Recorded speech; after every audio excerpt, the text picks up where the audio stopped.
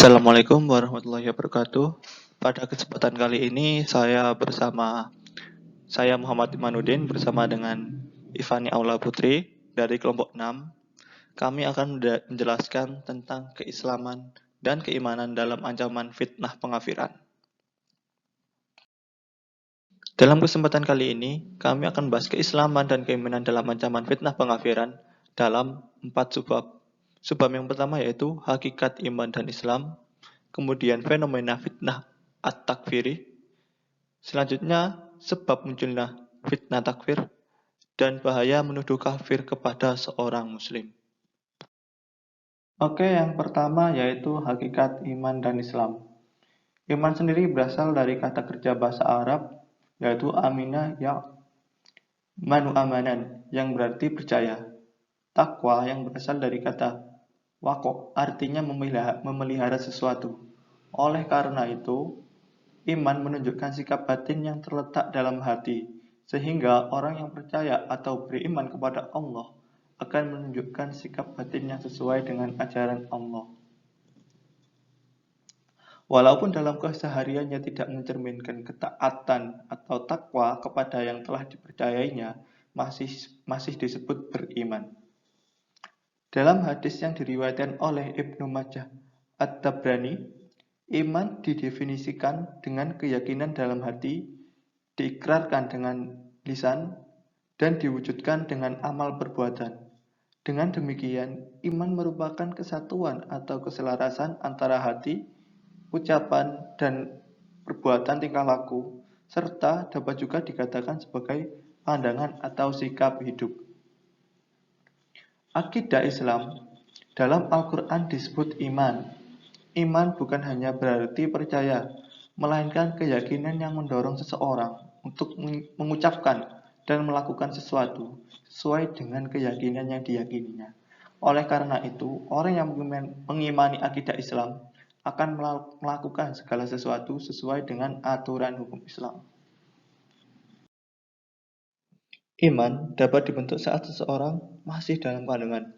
Dalam hal ini, Nabi Muhammad SAW bersabda, "Setiap anak lahir membawa fitrah.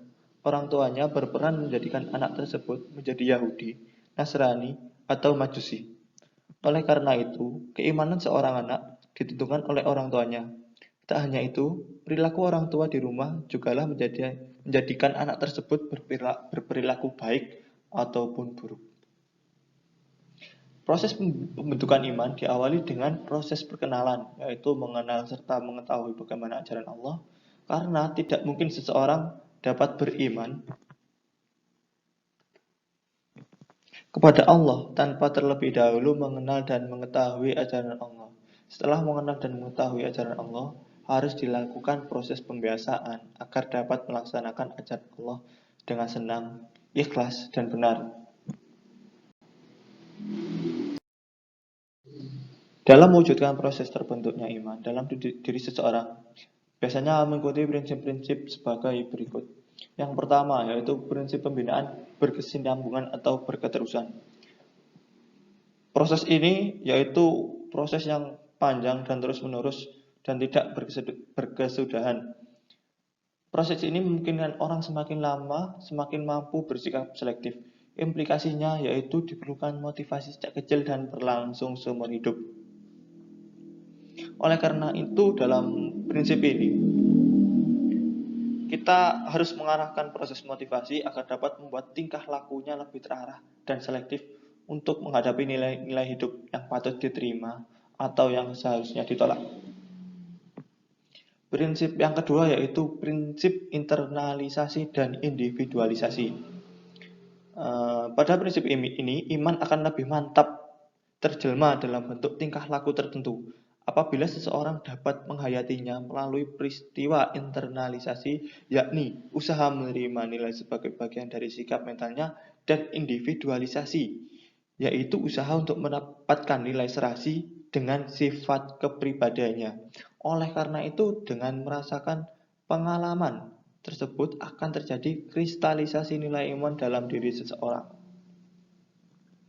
Prinsip yang ketiga yaitu prinsip sosialisasi. tingkah laku seseorang akan dikatakan teruji secara tuntas apabila sudah diterima secara sosial. Seseorang akan dikatakan beriman apabila akhlaknya dapat diterima oleh masyarakat sekitar. Kemudian prinsip yang keempat, yaitu prinsip konsistensi dan koherensi. Nilai iman lebih mudah tumbuh terakselerasi apabila sejak semula ditangani secara konsisten, yaitu secara tetap dan konsekuen, serta secara koheren, yaitu tanpa mengandung pertentangan nilai yang satu dengan nilai yang lainnya. Harus equal. Kemudian prinsip yang terakhir yaitu agar nilai iman prinsip integrasi, yaitu agar iman hendaknya dapat dipelajari seseorang tidak sebagai ilmu dan keterampilan tingkah laku yang terpisah-pisah, tetapi melalui pendekatan yang integratif dalam kaitan problematika kehidupan yang nyata. Selanjutnya yakni fenomena fitnah at-takfiri atau fenomena pengkafiran. Salah satu fenomena yang cukup menghebohkan dunia Islam saat ini adalah adanya sekelompok umat muslim yang mengkafirkan kelompok muslim yang lainnya. Di antara fitnah yang muncul dan sangat berbahaya dalam tubuh kaum muslimin yakni fitnah takfir. Takfir sendiri berasal dari kata kufur atau kafir yang berarti orang-orang yang mengingkari ketuhanan, tauhid, dan juga risalah. Dalam artian orang-orang yang kafir adalah orang-orang yang tidak beriman kepada Allah Subhanahu wa taala. Sedangkan takfir itu sendiri adalah tindakan mengkafirkan orang-orang Islam. Mereka memandang bahwa orang-orang selain kelompoknya atau orang-orang yang tidak berbaiat kepada imam mereka dianggap sebagai kafir. Lebih jauh lagi, setiap kali berbeda pendapat dengan orang lain, mereka dengan mudah menyerang lawan bicaranya itu dengan julukan kafir.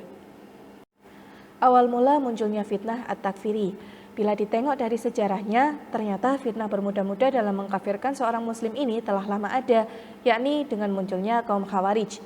Sebagaimana Syekh Muhammad Nasiruddin Al-Albani rahimahullah berkata, ia adalah fitnah yang telah lama ada yang dicetuskan oleh kelompok sesat dari kelompok-kelompok Islam pertama yang dikenal dengan nama Khawarij. Nah, kelompok Khawarij ini beranggapan bahwa seseorang yang berdosa besar tidak lagi disebut sebagai seorang muslim dan dia bisa disebut kafir sehingga harus dibunuh. Lebih parah lagi, mereka beranggapan bahwa seorang muslim dapat menjadi kafir apabila ia tidak mau membunuh muslim lain yang telah dianggap kafir. Tak hanya itu, kaum Khawarij mengharuskan setiap muslim untuk bergabung dengan golongan mereka. Bila tidak mau bergabung dengan golongan Khawarij, maka ia wajib diperangi. Kelompok Khawarij ini telah berani mengkafirkan Khalifah Utsman bin Affan karena salah satu ciri khas dari kelompok Khawarij yakni mengkafirkan pemerintah kaum muslimin dan juga orang-orang yang bersama pemerintah tersebut karena melakukan dosa-dosa besar, memberontak kepada pemerintah kaum muslimin serta menghalalkan darah dan juga harta kaum muslimin. Tak hanya itu, mereka juga mengkafirkan orang-orang yang memerangi Ali bin Abi Thalib dalam perang Jamal dan juga perang Siffin. Mereka juga mengkafirkan siapa saja yang tidak sepaham dengan mereka, bahkan dalam salah satu ajaran golongan kaum Khawarij membolehkan membunuh golongan di luar kelompoknya. Demikianlah pemikiran takfir ini berujung pada aksi yang sering terjadi di masa sekarang seperti tindakan teror dan juga pemberontakan terhadap pemerintahan muslimin yang sah. Segala tindakan teror dan juga kekerasan baik berupa penculikan, pembunuhan, pengeboman, pemberontakan, dan lain-lain, baik yang dilakukan oleh perorangan atau kelompok yang bermotif agama, maka hal ini dapat disebabkan dari pemikiran takfir ini. Selanjutnya yakni sebab-sebab munculnya fitnah at-takfiri. Syekh Muhammad Nasiruddin Al-Albani rahimahullah berkata, sejauh apa yang saya pahami, sebabnya kembali kepada dua perkara. Yang pertama, yakni dangkalnya ilmu dan kurangnya pemahaman tentang ilmu agama. Yang kedua, memahami agama tidak dengan kaidah syar'i. Oleh karena itu, jika kita ingin mengikuti suatu syariat, maka sebaiknya dikaji lebih dalam terlebih dahulu pemahamannya. Jangan sampai kita menerima mentah-mentah suatu ajaran syariat dari orang lain yang tidak diketahui dengan jelas kepada siapa ia berguru. Kemudian yang ketiga, yakni semangat atau gairah terhadap agama yang berlebihan. Nah, semangat atau gairah yang berlebihan terhadap suatu agama dapat memunculkan terjadinya fitnah at-takfiri, yakni menganggap orang lain yang tidak sesuai dengan dirinya dianggap sebagai kafir. Dan yang terakhir, adanya campur tangan pihak yang memusuhi Islam. Nah, pihak-pihak ini memanfaatkan keadaan suatu situasi dengan mengarahkan para pemudanya untuk melakukan pentakfiran. Oleh sebab itu, untuk menghindari terjadinya fitnah pengkafiran terhadap sesama kaum muslimin, maka kita harus mengetahui syarat apa saja yang harus diperhatikan untuk memvonis kafir seorang muslim. Sebagaimana Syekh Muhammad bin Shalih Al-Utsmani rahimahullah berkata bahwa syarat yang harus diperhatikan untuk memvonis kafir seorang muslim ada dua. Yang pertama, adanya dalil syar'i yang menjelaskan bahwa perbuatan tersebut merupakan bentuk kekafiran, dan yang kedua, vonis ini harus diberikan secara tepat kepada yang berhak mendapatkannya, yakni seseorang yang benar-benar menyadari bahwa apa yang ia kerjakan merupakan suatu kekafiran dan dengan sengaja mengerjakannya. Jika seseorang tidak mengerti bahwa itu adalah kekafiran, maka ia tidak berhak divonis kafir. Sebagaimana firman Allah Subhanahu wa taala dalam surat An-Nisa ayat 115, Bismillahirrahmanirrahim. Wa may yushaqiqir rasula min ba'di ma tabayyana lahul huda wa yattabi' ghayra sabilil mu'minina nuwallihi ma tawalla wa nuslihi jahannam wa sa'at masirah, yang artinya, dan barang siapa menentang Rasul Muhammad setelah jelas kebenaran baginya dan mengikuti selain jalan orang-orang mukmin, kami biarkan ia leluasa bergelimang dalam kesesatan dan kami masukkan ia ke dalam jahanam, dan jahanam itu seburuk-buruk tempat kembali. Yang terakhir yakni bahaya menuduh kafir atau memfitnah kafir kepada seorang muslim. Perlu kita ketahui bahwasanya sesungguhnya perkataan tafsik yakni menuduh fasik, tabdi' menuduh bid'ah, dan juga takfir menuduh takfir adalah kalimat terlarang yang bila kata-kata itu dilontarkan kepada manusia atau sesama umat muslim akan mempunyai dampak. Sebagaimana hadis riwayat Bukhari dari Abi Hurairah yang berbunyi, bila seseorang berkata kepada saudaranya, "Hai si kafir," maka sungguh akan kembali ucapan itu kepada salah satu dari keduanya. Takfir yang dilontarkan oleh umat Islam yang satu kepada umat Islam yang lainnya secara sembarangan berdampak amat buruk terhadap kesatuan umat. Bahkan takfir dapat menyebabkan terjadinya pertumpahan darah di antara sesama muslim. Menurut Dr. Yusuf Qardawi, ketika menjelaskan tentang bahaya menuduh atau mengkafirkan seorang muslim, hukumnya amat berbahaya dan akibat yang akan pun akan lebih berbahaya lagi.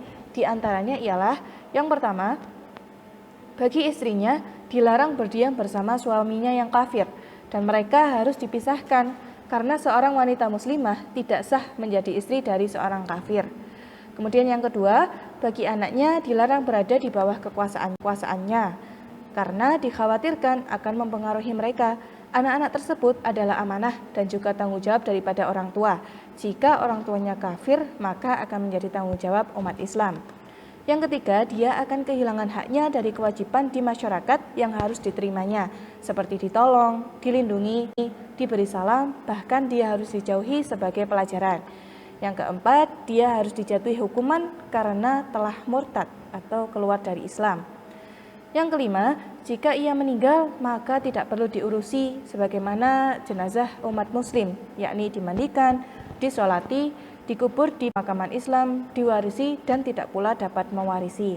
Dan yang terakhir, jika dia meninggal dalam keadaan kufur, maka dia akan mendapat laknat dan akan jauh dari rahmat Allah, sehingga dengan demikian dia akan kekal di dalam neraka. Oleh karena itu, akibat dari pemahaman yang dangkal mengenai status kekafiran seseorang dapat menyebabkan banyak hal yang mengerikan, seperti merebaknya isu-isu terorisme, terempasnya hak-hak kaum muslimin, terpecah belahnya ukhuwah Islamiyah, merebaknya penyakit hati dengan banyaknya dusta dan juga kebatilan, serta terjadinya pelecehan terhadap ulama dan aulia yang telah berjuang untuk umat dengan menyebut mereka ahli bid'ah, bahkan ahli syirik. Na'udzubillahi min dzalik. Baik, cukup itu saja mungkin yang dapat kami sampaikan. Kurang lebihnya mohon maaf. Semoga ilmu yang kami berikan bermanfaat. Terima kasih. Wabillahi taufiq wal hidayah. Wassalamualaikum warahmatullahi wabarakatuh.